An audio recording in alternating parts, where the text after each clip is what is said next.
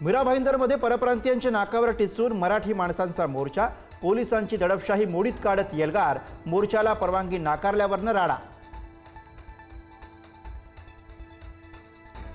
मोर्चात सहभागी होण्यासाठी आलेल्या मंत्री प्रताप सरनाईकांना विरोध, आंदोलकांनी बाटली फेकून मारली, जोरदार घोषणाबाजीनंतर सरनाईकांचा काढता पाय।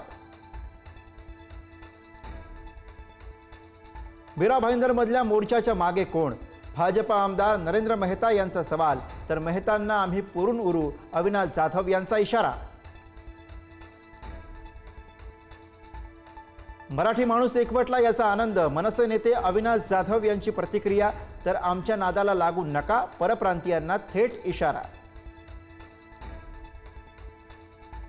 मनसेच्या मोर्चाला परवानगी का नाकारली? मुख्यमंत्री फडणवीसांची राज्याच्या पोलीस महासंचालकांना विचारणा, सरकारच्या बदनामीचा डाव आहे का चौकशी करा, अहवाल सादर करा, मुख्यमंत्र्यांचे आदेश। राज आणि उद्धव ठाकरे उद्या पुन्हा एकदा एकत्र येण्याची शक्यता, गिरणी कामगारांच्या मोर्चाला मनसे आणि ठाकरेंच्या शिवसेनेचा पाठिंबा।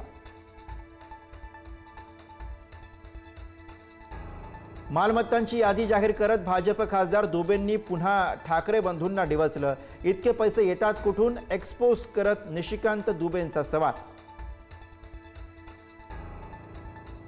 विरारमध्ये परप्रांतीय रिक्षाचालकाची मुजोरी, रिक्षाचालकाकडून तरुणाला दमदाटी करत भोजपुरी आणि हिंदी बोलण्याची सक्ती। आमदार सुरेश धस यांच्या मुलाच्या वाहनाच्या धडकेत एकाचा मृत्यू, नगर पुणे मार्गावरची घटना, अपघाताप्रकरणी सागर धस यांच्या विरुद्ध गुन्हा। विधान भवनाच्या पायऱ्यांवर विरोधकांची सत्ताधाऱ्यांविरोधात नकला करत घोषणाबाजी, नीलम गोरे, चंद्रशेखर बावनकुळे, नितेश राणे आणि भरत गोगावलेंसमोर घोषणा। महाराष्ट्राचे सुपुत्र आणि सरन्यायाधीश भूषण गवईंचा विधिमंडळामध्ये सत्कार, भूषण गवई कार्यकाळात इतिहास घडवणार, मुख्यमंत्र्यांकडनं कौतुक। विरोधी पक्षनेते पदासाठी विरोधकांचं थेट सरन्यायाधीशांना साकडं, महाविकास आघाडीच्या नेत्यांकडनं सरन्यायाधीश भूषण गवई यांना पत्र। नाशिक मुंबई आणि नाशिक पुणे महामार्गांची तातडीनं दुरुस्ती करा, उपमुख्यमंत्री अजित पवारांचं केंद्रीय मंत्री नितीन गडकरींना पत्र, मोठमोठे खड्डे पडल्यानं नागरिकांचे हाल।